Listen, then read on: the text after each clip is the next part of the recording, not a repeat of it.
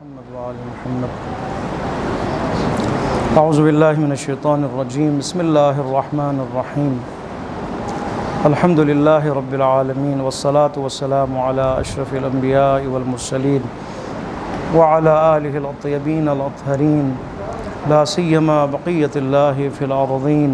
روحی وارواح العالمین لہ الفدا واللعنۃ الابدیۃ علی اعدائہم من الآن الى قیام یوم الدین.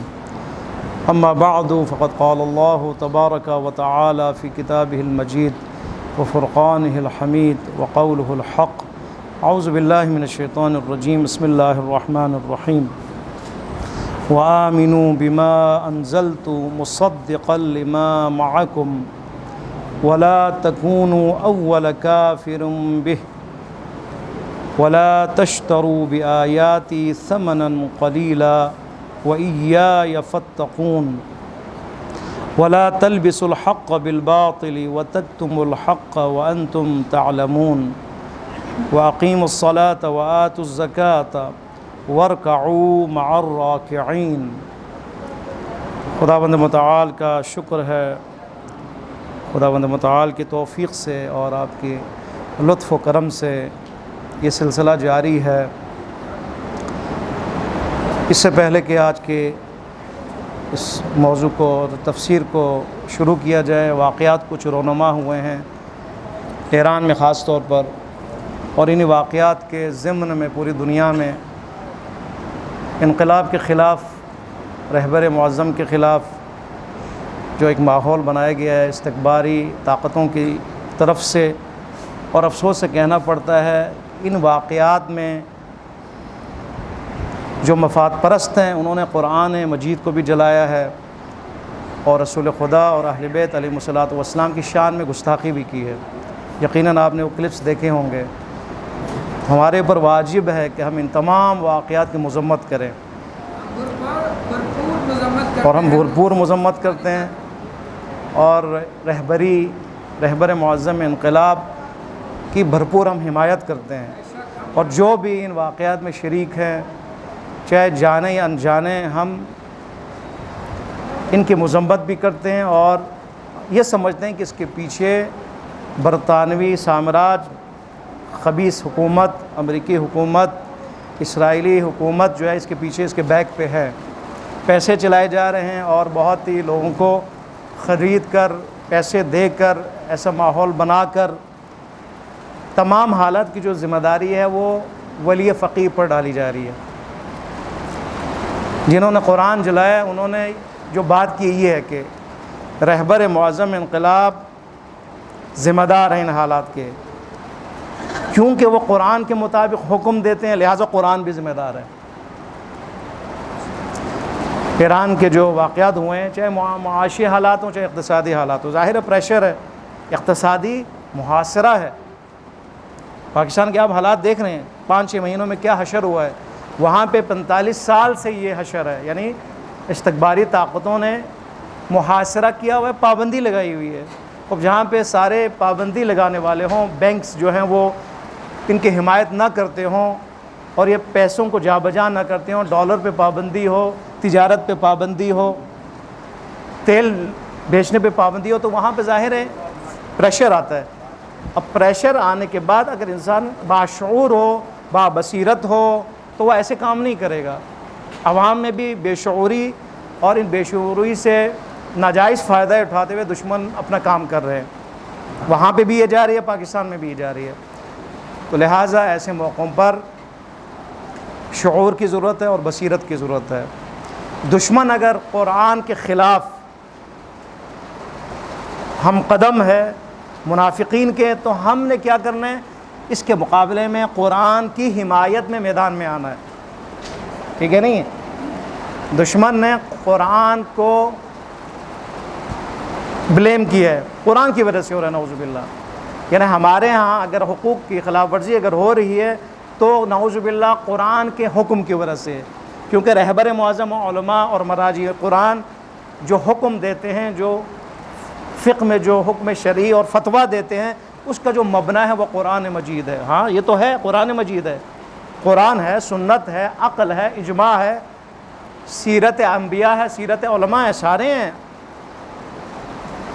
لیکن اس کا یہ مطلب نہیں کہ آپ جو ہے آنکھ بند کر کے تہمت لگائیں، بلیم لگائیں، یہ قابل قبول نہیں ہے۔ انشاءاللہ خداوند متعال رہبر معظم انقلاب کی مدد فرمائے انشاءاللہ تعالی، اور انشاءاللہ یہ حالات کنٹرول ہوں۔ محمد و آل محمد پر صلوات بھیجیں۔ اللہم صلی علی محمد و آل محمد۔ ہماری گفتگو آیت نمبر 41 اور 42 تک پہنچ چکی ہے سورہ مبارک بقرہ، اور پچھلی نشست میں جس موضوع کا آغاز ہوا آیت نمبر 40، آدم اور علیہ الصلاۃ والسلام اور جناب حوا سلام اللہ علیہا، اور جو داستان 9 آیتوں میں خداوند متعال نے بیان کیا، ہم نے بھی کوشش کی اس کی تھوڑی سی وضاحت ہو جائے کہ آدم علیہ الصلاۃ والسلام کی خلافت کا اعلان اور اس عظمت کے تحت فرشتوں کا سجدہ کرنا اور ابلیس کا سجدے سے انکار کرنا، اور حضرت آدم اور حوا کو بہشت میں اور جنت میں مسکون کرنا، اور اس کے بعد غلطی کا ہونا جسے ترک اولا کہا جاتا ہے، جو معصیت نہیں ہے، ترک اولا ہے۔ ترک اولا سے مراد جو کام ان کے شان کے مطابق نہیں تھا وہ انجام دیا گیا، اور یہ حکمت خدا کے تحت تھی کہ غلطی ہو اور آدم علیہ الصلاۃ والسلام اور جناب حوا اور نسل آدم زمین پر زندگی کرے۔ اس کے بعد بنی اسرائیل کا واقعہ شروع ہوا پچھلی آیت میں، کہ بنی اسرائیل کے لیے خداوند متعال نے یہ کہہ کر ابتدا کی کہ اے بنی اسرائیل، اے یعقوب کی اولادو، اللہ کی اس نعمت کو یاد کرو کہ جو اللہ نے تمہارے پر نعمتیں دی ہیں، نازل کی ہیں۔ میرے عہد کی پابندی کرو، میں بھی اپنے عہد کی پابندی کروں گا، اور صرف مجھ سے ڈرو۔ آگے 9 احکام کی بات ہو رہی ہے، 9 مزید حکم۔ پیچھے کلی موضوع بیان ہوا، نعمتوں کا تذکرہ کیا اور فرمایا کہ میری نعمتوں کی یاد کرو، میری نعمتیں بہت زیادہ ہیں۔ قوم بنی اسرائیل پر جو نعمتیں خدا نے پچھلی نشست میں بیان ہوا، جو دی ہے اللہ نے وہ نعمتیں، وہ کسی اور قوم کو نہیں دیں۔ اس نعمت کا شکر ادا کرنا چاہیے، اور فرمائے کہ شکر کرو اس کا، اور نعمت کے ساتھ ساتھ بغیر شرط کی نعمت نہیں دی، بلکہ عہد کی پابندی، عہد بھی تم سے لیا گیا ہے۔ وہ عہد 12 عہد تھے جو تقریباً مختصر بیان ہوئے، ان عہد کی پابندی کرو، اور پابندی تم اس وقت کر سکتے ہو کہ جب تم مجھ سے ڈرو۔ انسان کے اندر جب تک خوف نہ ہو، خشیت نہ ہو، اللہ کی نافرمانی کا خوف، پروردگار عالم کی معصیت کا خوف، اور نتیجے میں اللہ کے عذاب کا خوف، جب تک یہ نہ ہو انسان عہد کی پابندی نہیں کرے گا۔ یہ خوف ہونا چاہیے۔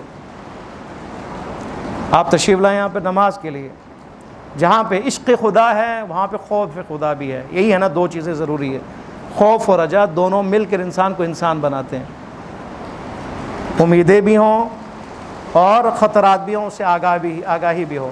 بچے کو آپ اگر کامیاب کرنا چاہتے ہیں، صرف اس کو مٹھائیاں اور ٹافیاں اور آئس کریم سے ان کو خراب نہ کریں، بلکہ ان کو دیں، تشویق کریں، شوق دلائیں، ساتھ ساتھ ان کو ڈرائیں۔ یہ دونوں چیزیں ضروری ہے۔ خداوند متعال نے یہی روش اختیار کی ہے، ڈرایا بھی ہے، بشارت بھی دی ہے۔ اب یہاں پہ کیا فرما رہا ہے خداوند متعال؟ وَآمِنُوا، اے بنی اسرائیل۔ علماء فرماتے ہیں، جن میں آیت اللہ مکارم شیرازی حافظہ اللہ بھی شامل ہیں اور باقی علماء بھی ہیں، اس کا جو خطاب ہے بنی اسرائیل کے علماء ہیں، علماء بنی اسرائیل، اس لیے کہ بنی اسرائیل کے علماء نے بہت غلطیاں کی ہیں۔ تحریف تورات میں ان کا بہت بڑا کردار ہے، اس کو بگاڑنے میں، تحریف کرنے میں، تبدیلی کرنے میں، جہاں پر مسیحیت میں، انجیل میں تحریف میں ان کا بہت بڑا کردار ہے۔ یہ سمجھنے کی ضرورت ہے، آگے جا کے تھوڑا اشارہ کروں گا۔ آمنو، وہ علماء بنی اسرائیل ہے، حکم کیا ہو رہا ہے؟ ایمان لے کے آؤ۔ ٹھیک ہے، رسول اللہ کا زمانہ ہے، ایسے نہیں کہ حضرت موسیٰ کا زمانہ ہو، یا حضرت عیسیٰ کا زمانہ ہو، یا حضرت ایوب کا زمانہ ہو، حضرت یحییٰ و زکریا کا زمانہ ہو۔ سارے بنی اسرائیل اس وقت تھے نا، لیکن رسول اللہ کی آمد کے بعد، آپ کی رسالت کے اعلان کے بعد کا واقعہ ہے، کیونکہ قرآن نازل ہو رہا۔ قرآن کی آیتیں ہیں، آپ کے زمانے کے یہودیوں سے کہہ رہے ہیں، ان سے کہہ رہے ہیں رسول اللہ کے زمانے کے یہودیوں سے، آمنو ایمان لے کے آؤ، بما انزلت مصدقا لما، اس پر کہ جسے میں نے نازل کیا ہے۔ اے یہودیوں، بالعموم اگر لیں اور خاص علماء لیں تو اے علماء یہود، ایمان لے کے آؤ بما انزلت، اس قرآن پر، اس کتاب پر جسے میں نے نازل کیا ہے۔ یعنی تورات کو ابھی فی الحال منسوخ ہے، تورات منسوخ ہے، تورات کا وقت ختم ہو گیا، ایک زمانے کے لیے محدود ہے۔ انجیل کا وقت ختم ہو گیا، ایک زمانے کے لیے جس طرح آپ جاتے ہیں میٹرک کرتے ہیں 8ویں 9ویں کتابیں دوبارہ تو نہیں پڑھتے، پڑھ سکتے لیکن نہیں پڑھایا نہیں جاتا، نہ استاد پڑھاتا ہے نہ شاگرد پڑھاتا ہے، اس کا وقت ختم ہو گیا۔ یہاں پہ بھی یہ جو کتابیں قرآن سے پہلے ہیں وہ ایک زمانے کے لیے محدود ہے، لیکن قرآن قیامت تک کے لیے ہے۔ اسی لیے خداوند متعال نے انجیل و تورات و زبور کی حفاظت کی ذمہ داری نہیں لی، کیونکہ محدود ہے، آگے نہیں چلنا، اس نے طویل زمانہ نہیں چلنا، لیکن قرآن قیامت تک چلنا ہے۔ وہاں پر خداوند متعال نے وعدہ دیا، انا نحن نزلنا الذکر وانا لہ لحافظون، میں نے ذکر یعنی قرآن کو نازل کیا ہے اور میں خدا اس کی حفاظت کروں گا، تحریر سے حفاظت کروں گا، چاہے معنوی تحریک ہو چاہے لفظی۔ الحمدللہ یہ وعدہ پورا ہوا، آج تک قرآن میں تحریف نہیں ہوئی، نہ لفظ، نہ ایک نقطے میں، نہ ایک لفظ میں، نہ معنی میں۔ البتہ معنی اور تفسیر میں ممکن ہے جو ہے تبدیلیاں کی ہیں، وہ تو ایک طبیعی چیز ہے کہ جو دشمن ہے وہ اپنا کام کرتے ہیں۔ ابھی تو آپ دیکھیں قرآن بھی جو ہے وہ چھاپا گیا ہے کہ جس میں اپنے مرضی کی کے معنی کیے گئے، ترجمے کیے گئے ہیں، یہ سارے تحریف معنوی میں شامل ہے، نہ کہ تحریف لفظی میں۔ قرآن نے جو وعدہ کیا ہے وہ حفاظت کا، وہ کیا ہے؟ تحریف لفظی ہے۔ البتہ تحریف معنوی کے لیے اہتمام کیا امیر المومنین علیہ الصلوۃ والسلام نے، جو تفسیر کی، امیر المومنین علیہ الصلوۃ والسلام نے جس قرآن کو جمع کیا اس میں معنی کی تفسیر بھی ہوئی تھی، اور یہ کوشش کی گئی تھی کہ حتیٰ کہ معنی میں بھی تحریف نہ ہو۔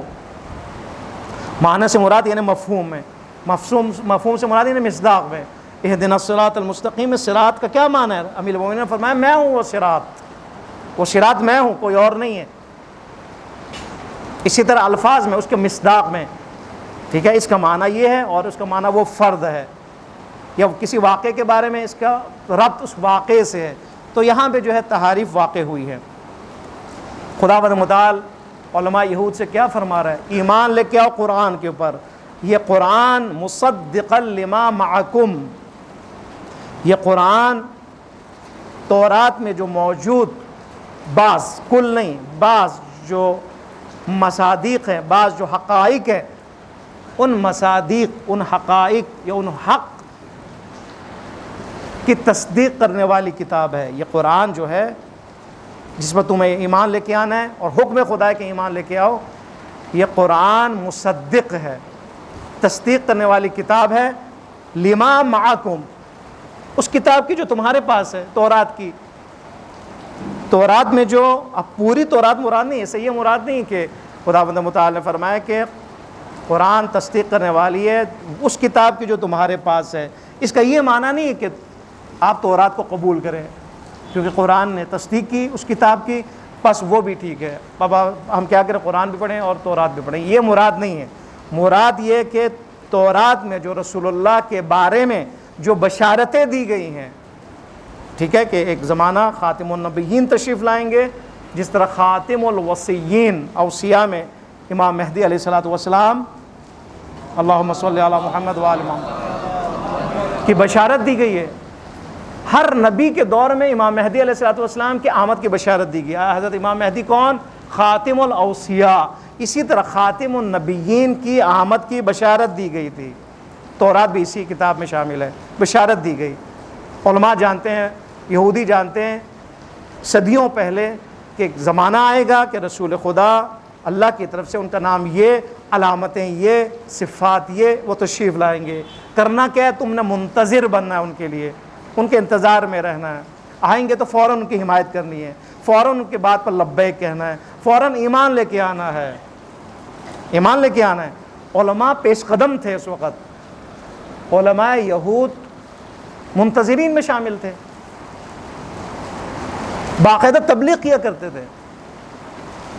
رسول اللہ کی آمد سے پہلے، بعثت سے پہلے علماء یہود اپنے عوام کو تیار کیا کرتے تھے، کہتے تھے دیکھیں تورات میں، ہمارے اپنی کتاب میں ہے کہ موسیٰ آخری نبی نہیں ہے، آخری نبی محمد مصطفیٰ ہے صلی اللہ علیہ وآلہ وسلم، آئیں گے، ہم نے کیا کرنا ہے؟ ہم نے ان کا ناصر بننا ہے، ہم نے منتظر بننا ہے۔ تبلیغ کیا کرتے تھے، ذہن سازی کیا کرتے تھے۔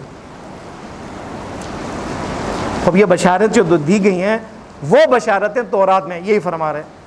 اب کیا ہے، جب قرآن نازل ہو چکا ہے، اے علماء یہود اپنا وہ کردار ادا کرو۔ اب پہلے جو کردار ادا کیا کرتے تھے اور جو تمہاری ذمہ داری تھی، حق کو بیان کرنا، حق کو نہ چھپانا، تمہارے لیے ممنوع تھا کہ تم نے حق کو نہیں چھپانا۔ آگے دیکھیں یہی بات ہوگی، تمہارے لیے ممنوع تھی کہ تم حق اور باطل میں تم نے مخلوط نہیں کرنا، ان دونوں کو، حق اور باطل کو چھپانا، یعنی حق کو چھپانا، حق اور باطل کو مخلوط کرنا، مکس کرنا، دونوں کا نتیجہ ایک ہی ہے۔ جو حق کو چھپاتے ہیں ان کا بھی مقصد کیا ہے؟ باطل کو پروموٹ کرنا ہے۔ جو حق اور باطل کو مخلوط کرتے ہیں، مکس کرتے ہیں اور پھر پیش کرتے ہیں، ان کا معنی، ان کا بھی مقصد کیا ہوتا ہے؟ یہ ہوتا ہے باطل کو پروموٹ کرنا، باطل کو آگے کرنا، رواج دینا ہوتا ہے۔ یہ خطرہ ہے علماء میں، خطرہ ہے علماء میں، چاہے وہ یہود ہوں، چاہے وہ مسلمان علماء ہوں، چاہے وہ شیعہ علماء ہوں۔ مفادات کی جنگ ہے عزیزان محترم۔ جس نے بھی امامہ سر پہ رکھا ہے اس پہ اعتبار نہ کریں، نہ کہیں یہ عالم دین ہے پس ہمیں ان کی حمایت کرنی، چاہے میں ہوں چاہے کوئی اور۔ خدا نے آپ کو بصیرت دی ہے، خدا نے آپ کو شعور دی ہے، خدا نے آپ کو آنکھیں دی ہیں ماشاءاللہ۔ ڈیجیٹل دور کا زمانہ ہے اور اس وقت جو ہے میڈیا کا زمانہ ہے، سوشل میڈیا کا زمانہ ہے۔ خود جو ہے آپ تحقیق کریں، خود آپ دیکھیں، خود آپ تحلیل و تجزیہ کریں، کون صحیح کہہ رہے ہیں اور کون غلط کر رہے ہیں۔ حق کو چھپانے والے بھی آج موجود ہیں، حق اور باطل کو مکس کرنے والے بھی آج موجود ہیں۔ آج نظام الہی اور نظام جمہوریت کو مکس کر کر مفاد حاصل کرنے والے بھی موجود ہیں۔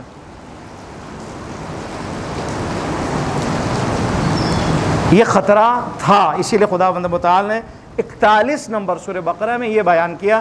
بات علماء بنی اسرائیل کی، لیکن تمام علماء اس میں شامل ہیں۔ یہ تورات بشارت دینے والی تھی اس رسول کی، اب کیا کرو؟ ایمان لے کے اس کے اوپر، کس چیز کا انتظار ہے؟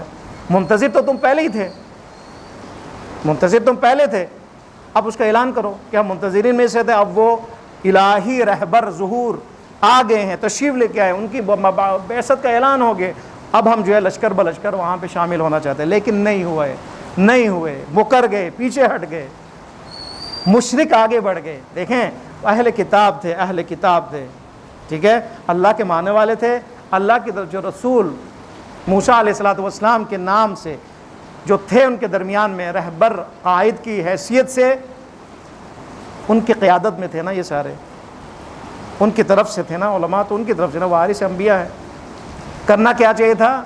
اپنا جو حقیقی جو مقصد ہے اس کی طرف آنا چاہیے تھا، لیکن نہیں کیا۔ دیکھیں ماہم ولا تکون اول کافر بھی، اسی لیے کیا فرمایا خدا نے؟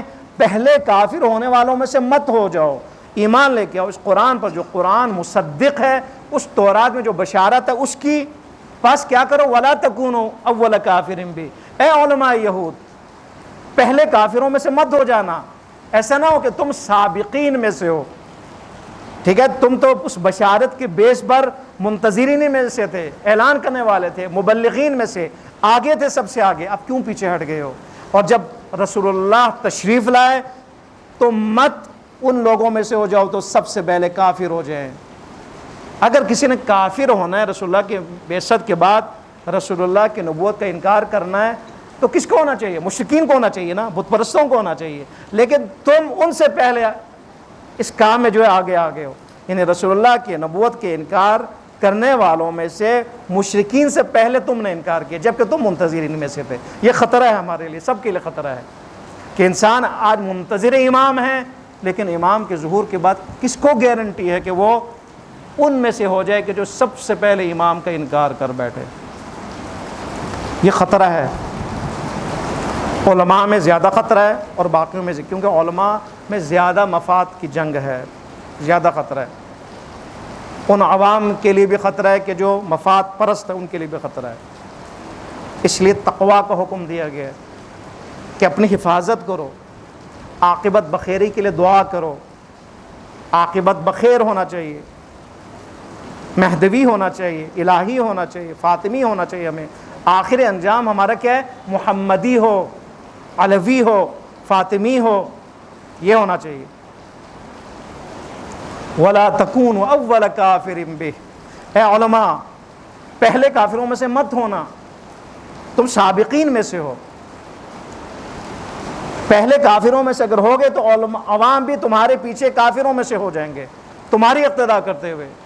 پہلے کافروں کی دو تفسیر ہے، ایک یہ کہ تم سابقین میں سے تھے، تمہیں سب سے پہلے ایمان لے کے آنا چاہیے تھا، لیکن تم سب سے زیادہ پہلے کافروں میں سے ہونے والے ہو، لہٰذا مت ہو. اور دوسری تفسیر تم علماء ہو، اگر تم نے پہل کی تو عوام نے بھی پہل کرنا ہے، وہ بھی تمہارے پیچھے ہیں. وَلَا تَشْتَرُوا بِآيَاتِ ثَمَنًا قَلِيلًا، خدا کیا فرما رہا ہے؟ وَلَا تَشْتَرُوا، مت بیچنا. اے علماء بنی اسرائیل، اے امت موسیٰ، یا ہم لے لیں اس کو عام کر دیں، اے امت محمد صلی اللہ علیہ وآلہ وسلم، میری آیتوں کو کم قیمت پر مت بیچنا. اس کا مطلب ہے بیچا گیا ہے، بیچا ان علماء نے بیچ دیا، اپنے دین کو بیچ دیا. اب دیکھیں اس کے لیے شان نزول ہے، یعنی یہ آیت جو نازل ہوئی ہے 41، تفسیر نمونہ میں یہ شان نزول یعنی کس وجہ سے یہ آیت نازل ہوئی یہ بیان ہوا ہے، اس کے جو حقائق وہ بیان ہوئے ہیں. شان نزول میں یہ کہ بعض یہودی کعب بن اشرف، حی ابن اخطب جیسے جو یہودی تھے، انہوں نے رسول اللہ کی رسالت کا انکار کیوں کیا؟ ان علماء نے. آپ دیکھیں انسان کتنا گر جاتا ہے. کہتے ہیں ایک دعوت کا ایک سلسلہ تھا ماہانہ، یا آپ دیکھیں سالانہ ایک دعوت جو ہے وہ اس کا انعقاد کیا جاتا تھا.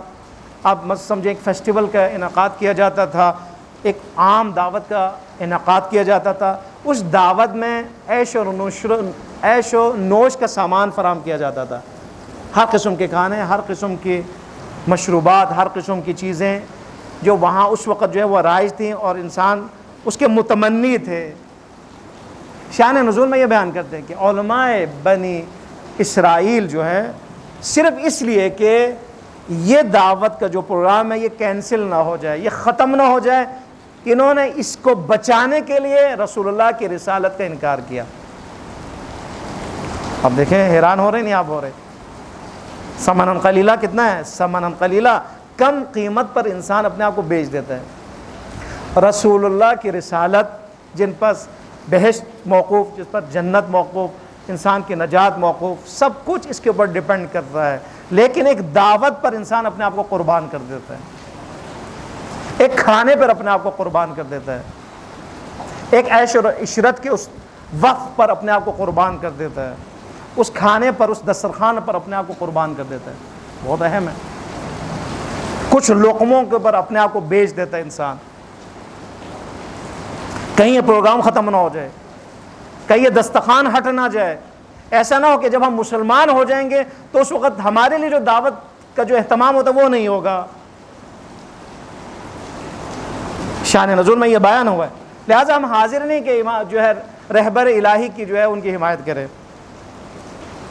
رہبر الہی نے حضرت محمد مصطفیٰ صلی اللہ علیہ وآلہ وسلم نے اللہم صلی علی محمد وآل محمد قیام کا اعلان کیا، قیام کا اعلان کیے. اس قیام میں ہم شامل نہیں ہوں گے، اس تحریک محمدی میں ہم شامل نہیں ہوں گے. کیوں؟ دسترخوان بچھا ہوا ہے اور ہمارے لیے جو اہتمام ہو رہا ہے یہ ختم نہ ہو جائے. یہ ہوتا ہے ایک دسترخوان پر، ایک پیسوں پر، ڈالر پر، عورت پر، ایک کرسی کے لیے، اقتدار کے لیے انسان بیچ دیتا ہے. ثمناً قلیلہ کا لفظ استعمال کیا خداوند متعال نے. اپنے آپ کو کم قیمت پر مت بیچو، کم قیمت پر مت بیچو. ثمناً قلیل ہے، پوری دنیا بھی اگر تمہیں دے دی جائے پھر بھی تمہاری قیمت ہے، کم ہے، پھر بھی کم ہے. یعنی کہ جس چیز کو تم قربان کرے اس کی اتنی قیمت ہے کہ پوری دنیا بھی اگر تمہیں دے دی جائے یہ پھر بھی کم ہے، اس کم قیمت پر اپنے آپ کو قربان مت کرو۔ متاع الدنیا قلیل ہے، پوری دنیا بھی اگر انسان کو دے دیا جائے اور یہ کہہ دیا جائے کہ تحریک محمدی میں شامل مت ہو، جچتا ہے انسان کے لیے؟ کیا قیمت ہے اس دنیا کی؟ پوری دنیا اس کو دے دی گئی، اس نے انکار نبوت مصطفیٰ کیا، تو نقصان کیا ہوا؟ ہمیشہ کے لیے ذلیل ہوا، ہمیشہ کے لیے خوار ہوا، دنیا میں ذلیل ہوا، دنیا میں کافر بنا، آخرت میں اس کے لیے ابدی زندگی نہیں ہے، اس کے لیے بہشت نہیں ہے، جنت نہیں ہے۔ خوب یہ گھاٹے کا سودا یہ نہیں ہے، ثمناً قلیل یہ ہے۔ ثمناً قلیل سے مراد یہ نہیں، مثلا آپ اگر ایک گھر کو اگر بیچیں 1 لاکھ میں، خوب کیا ہی ہے، آپ گھر بیچ رہے ہیں اور جو پیسے آپ لے رہے ہیں وہ کیا ہے؟ ثمناً قلیل ہے۔ 1 لاکھ میں 1 لاکھ میں کوئی گھر بیچتا ہے، گھر کی قیمت ہے۔ 1 کلو سونا آپ بیچ دیں جی 2000 میں، خوب اس سونے کی جو 1 کلو کا سونا ہے اس کی قیمت ہے 2000، اس کے سامنے کچھ بھی نہیں ہے۔ رسول اللہ کی رسالت، آپ کی تحریک، آپ کا قیام، آپ کی نبوت، اس میں آنا، اس کی قیمت ہے۔ اس کے مقابلے میں پوری دنیا بھی اس کی کوئی قیمت نہیں، بے قیمتی ہے، وہ کوئی ارزش نہیں ہے اس کی۔ ثمناً قلیلا، اے علماء بنی اسرائیل مت بیچو اپنے آپ کو، اس قرآن پر ایمان لے کے آؤ، قرآن پر ایمان لے کے آؤ۔ نہ اگر لاؤ گے اس کا مطلب تم نے اپنے آپ کو بیچ دیا کم قیمت پر۔ وَإِيَّايَ فَاتَّقُونَ، صرف مجھ سے ڈرو، صرف مجھ سے ڈرو۔ اس کا مطلب ہے دیکھیں قرآن کی آیتیں، قرآن کے جملات، قرآن کے لفظ اللہ کی طرف سے ہیں، ہر لفظ کا جڑنا حکمت الہی کے تحت ہے، اس میں غور کرنے کی ضرورت ہے۔ انسان اگر اس میں غور کرے، تفکر کرے، جس کا حکم قرآن نے دیا ہے، آپ دیکھیں آپ کو مزہ آئے گا، آپ کو لطف آئے گا، آپ خود بخود بیدار ہوں گے، اپنے آپ کو پہچانیں گے، اپنے دین کو پہچانیں گے، دشمن کو پہچانیں گے، جو قرآن کو جلانے کے لیے تیار ہے آج، ان کو آپ پہچانیں گے۔ اگر ہم قرآن کو پہچانیں، اگر میں قرآن کو ہی نہ پہچانوں، قرآن کی اہمیت کی اگر مجھے نہ پتہ ہو، تو لوگ قرآن سے غلط استفادہ بھی کرتے ہیں اور قرآن کے خلاف بھی قیام کرتے ہیں۔ وَإِيَّايَ فَاتَّقُونَ، مجھ سے ڈرو، اس کا مطلب ہے جس انسان میں بے خوفی ہے وہ یہ کام کرتے ہیں، اگرچہ وہ علماء کیوں نہ ہو۔ خشیت ہونی چاہیے، خدا کا خوف ہونا چاہیے، خدا کے اس مقام کا خوف ہونا چاہیے، خدا کے اس الوہیت کا خوف ہونا چاہیے، خدا کے اس خبیر ہونے کا خوف ہونا چاہیے، خدا کے علیم ہونے کا خوف ہونا چاہیے۔ وہ خدا دیکھ رہا ہے، وہ خدا سن رہا ہے، وہ خدا شاہد ہے ہمارے ہر عمل پر۔ خوب خوف پیدا ہوتا ہے، جب خوف پیدا ہوتا ہے، چاہے وہ علماء ہو چاہے غیر علماء ہو، ایمان لانے میں دیر نہیں کریں گے، اپنے آپ کو کم قیمت پر بیچیں گے بھی نہیں، کافروں میں سے بھی نہیں ہوں گے، وہ تو اپنے آپ کو بچائیں گے، اپنے بجائے اس کی پہلے کافروں میں سے ہو جائیں، اپنے ایمان کو محفوظ کریں گے وہ، اگر خوف خدا و تقوی الہی میں پائی جاتی ہے۔ لہٰذا اس ٹکڑے نے کیا بتایا؟ وَإِيَّايَ فَارْهَبُونَ، صرف مجھ سے ہی ڈرو، مجھ سے ہی ڈرو، یہ خوف ہونا چاہیے۔ اور یہ بھی بتایا کہ جو بھی انحراف ہے، جو بھی انسان اپنے آپ کو بیچ دیتا ہے اور بکاؤ مال ہوتا ہے، وہ انسان وہ کس وجہ سے؟ خوف خدا نہ ہونے کی وجہ سے، الہی خوف نہ ہونے کی وجہ سے، تقوی کا نہ ہونے کی وجہ سے۔ بے شک اب لا الہ الا اللہ کہیں، بے شک محمد رسول اللہ کہیں، بے شک آپ نماز پڑھیں، بے شک آپ زکوٰۃ دیں، بے شک آپ خمس دیں، اگر خوف خدا نہ ہو تو پھسلنے کا خطرہ، ہمیشہ پھسلنے کا خطرہ ہوگا۔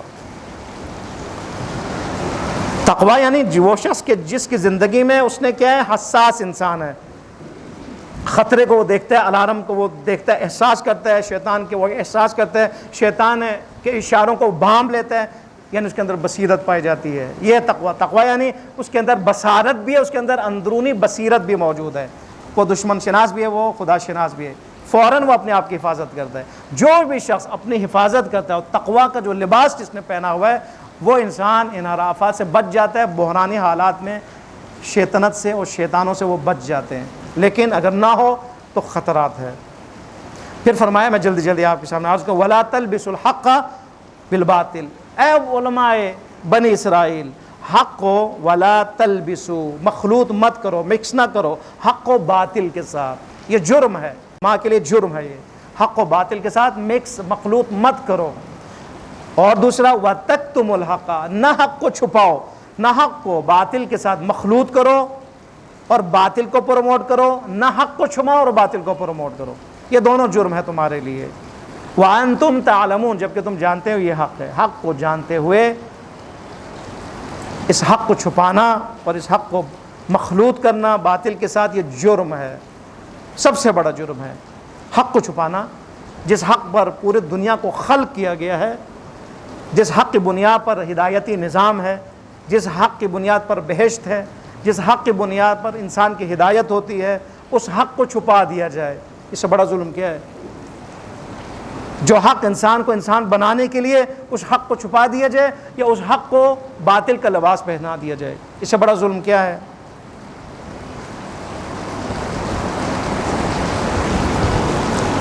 وَأَقِیمُوا الصَّلَاةَ وَآتُوا الزَّکَاةَ، نماز قائم کرو اے بنی اسرائیل، نماز قائم کرو۔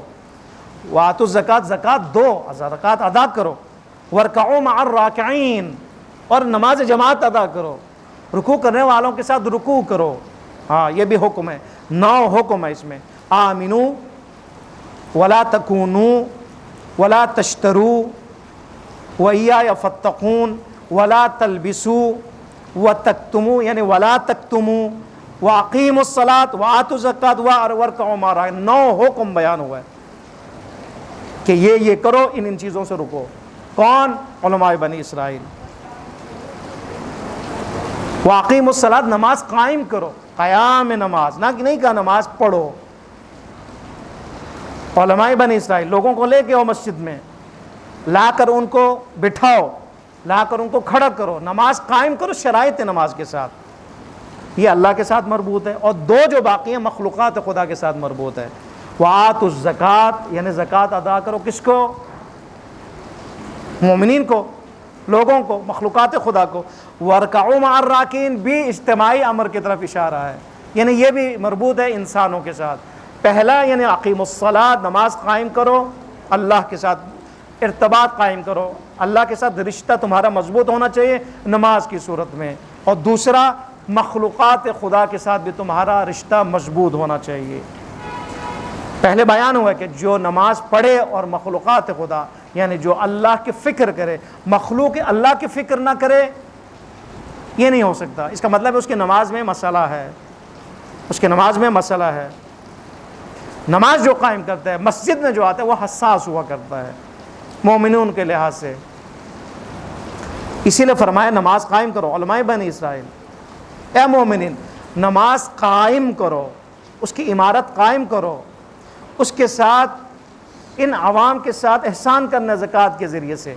دوسرا نماز جماعت قائم کرنی ہے، وارکعوا مع الراکعین، نماز جماعت بہت اہم ہے، آپ آئیں ماشاءاللہ اس اہمیت کے لیے آئیں، اس کو ملحوظ خاطر رکھتے ہوئے ہیں، خدا کے حکم کو سمجھتے ہوئے ہیں۔ آپ گھر میں بھی نماز پڑھ سکتے تھے، پروردگار عالم نے مسجد کا اہتمام کیا، مسجد کو اپنا گھر قرار دیا، مومنین کو کھینچا، جذب کیا اپنے گھر کی طرف۔ آپ وہ قلوب رکھتے ہیں کہ جو کھنچے ہیں خدا کے گھر کی طرف۔ انشاءاللہ وہ وقت بھی آئے کہ جو خانہ خدا مسجد الحرام میں بھی انشاءاللہ ہم سب کھنچ کے وہاں پہ پہنچ جائیں انشاءاللہ۔ تو یہ ایک مقدمہ ہے، جو عشق بیت اللہ، بیت مسجد سے عشق رکھتے ہیں، یقیناً خداوند متعال ان کو اپنے اس گھر کی، مکے میں جو گھر ہے اس کی زیارت کی بھی توفیق عطا فرماتا ہے۔ انشاءاللہ خدا وہ توفیق عطا فرمائے گا، کیونکہ آپ عاشق نماز ہیں، عاشق قرآن ہیں، آپ کا یہاں پر بیٹھنا عشق قرآن کی علامت ہے۔ آپ کا یہاں بیٹھنا، میں ناچیز، کم علم، ایک طالب علم، لیکن آپ لوگوں نے قرآن کے لیے آپ بیٹھے ہیں، یہاں پر قرآن کو سمجھنے کے لیے آپ بیٹھے ہیں، قرآن کے درس کو پانے کے لیے آپ بیٹھے ہیں کہ قرآن سے ہم کچھ لیں، کچھ جذب ہوں قرآن کی طرف۔ قرآن ہمیں اپنی طرف دعوت دے رہا ہے، لہٰذا آپ اپنے آپ کو ذمہ دار سمجھتے ہوئے یہاں پہ بیٹھے۔ خدا انشاءاللہ یہ آپ کا جو احساس ہے وہ مزید اس کو عمق بخشے، انشاءاللہ گہرائی اس میں ہو، اور نہ صرف ہم یہاں پہ بیٹھیں بلکہ گھر جا کر جہاں پہ ہم جن آیتوں میں پہنچے ہیں اس کا تھوڑا مطالعہ کر لیں، یہ بھی بہت اہم ہے۔ اچھا ہے، آج جو ہے وہ 43 تک ہم پہنچے، آپ 43 کو دوبارہ اگر آپ کے پاس تفسیر ہے تو ترجمے کی حد تک آپ اس کو دیکھیں، ایک تیاری کریں، اور اگلی آیتوں کی تیاری کریں، تاکہ آپ کے ذہن میں سوال پیدا ہو، ٹھیک ہے، کوئی شبہہ پیدا ہو تو آپ سوال بھی کر سکیں یہاں پر، ٹھیک ہے، کویشچن بھی کر سکیں، تاکہ ہمارا جو اس کی جو کیفیت اور کوالٹی مزید بڑھے انشاءاللہ خداوند متعال کی بارگاہ میں ہم دعا کرتے ہیں، پروردگارا بحق قرآن بحق مفسرین حقیقی قرآن اہل بیت علیہ الصلوۃ والسلام اس نشست کو اپنی عبادت شمار فرما۔